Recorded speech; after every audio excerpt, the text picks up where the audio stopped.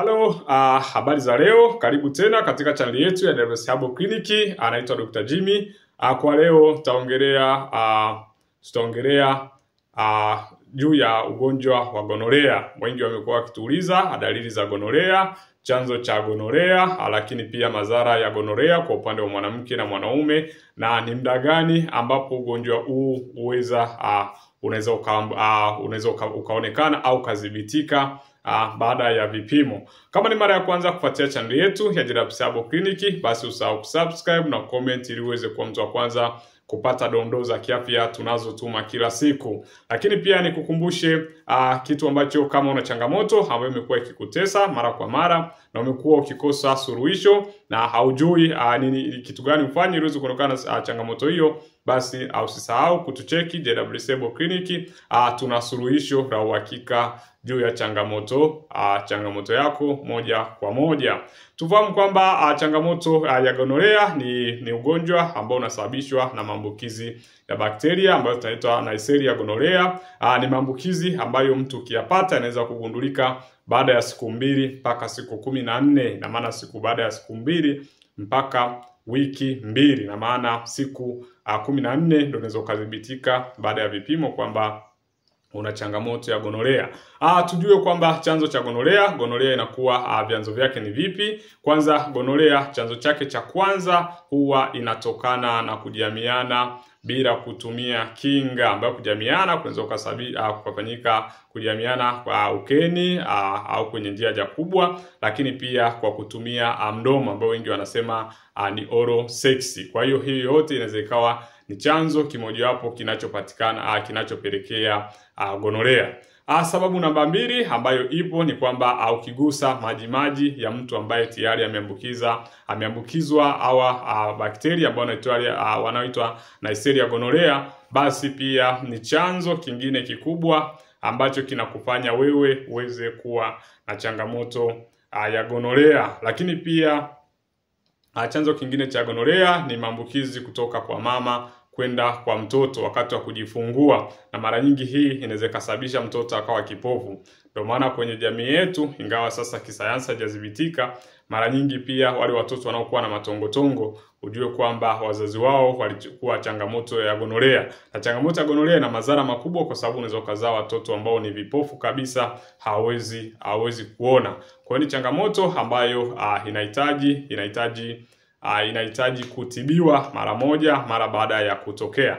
Lakini kwenye video ambazo zimepita tumeshawaelezea ni vitu gani uvitumie ukiwa nyumbani ili kuweza kuondokana na changamoto hiyo ya gonorea. Sasa tuangalie dalili za gonorea. Tutaangalia kwa upande wa mwanamke, tutaangalia kwa upande wa mwanaume, lakini pia tutaangalia madhara kwa upande wa mwanamke na mwanaume wanapata madhara gani au kiweza kuwa na hiyo gonorea.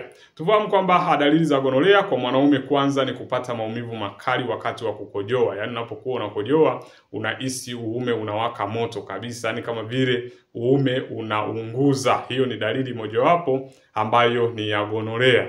Lakini dalili nyingine ya gonorea ni kutoka uchafu kwenye uume. Ule uchafu wengine ukuta anatoka kama usaa, lakini pia anatoka na uchafu kama majivu, lakini pia anaweza kawa wanjano. Hiyo ujue kwamba tayari huenda ukawa na maambukizi ya gonorea ambayo utakuwa umeweza kuyapata.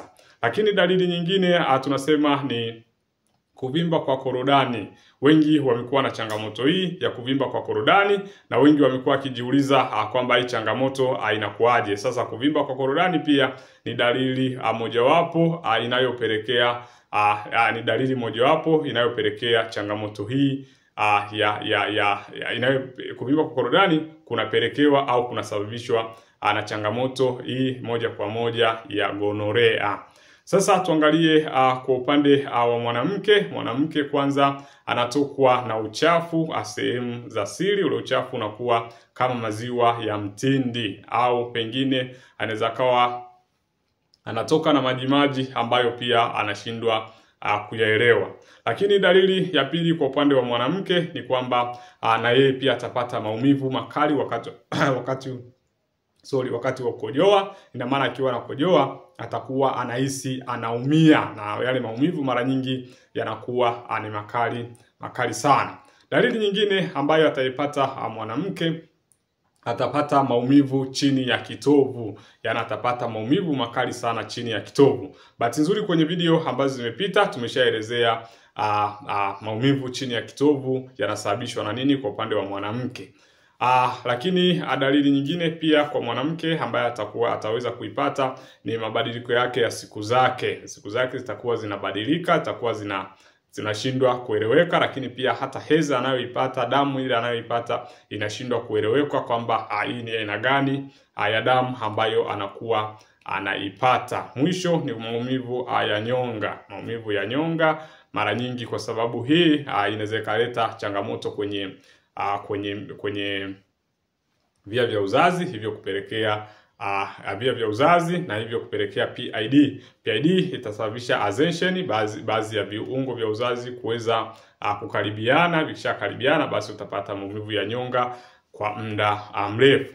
Tukiangalia madhara haya ya gonorea, madhara ambayo utayapata, kwanza kwa mwanamke ni maambukizi ya PID. Ukishapata PID basi kwenye video ambazo zimepita tumeelezea PID kiundani, madhara yake, lakini pia PID inaweza kusababisha mimba kutoka na mtu kushindwa kubeba ule ujauzito. Lakini madhara mengine ambayo unaweza kuyapata ni kwamba kuzaa kwa mwanamke ni kuzaa mtoto akiwa kipofu. Unaweza kuzaa mtoto akiwa kipofu kwa sababu ya gonorea. Kwa mwanaume huwa ina asili ile zile mishipa ambayo inasababisha blood, inapelekea damu kwenye uume na kuweza kushinda kufanya kazi yake vizuri. Kwa hiyo unaweza kukuta mbegu zinaasiliwa na nguvu za kiume pia zinaweza kupungua.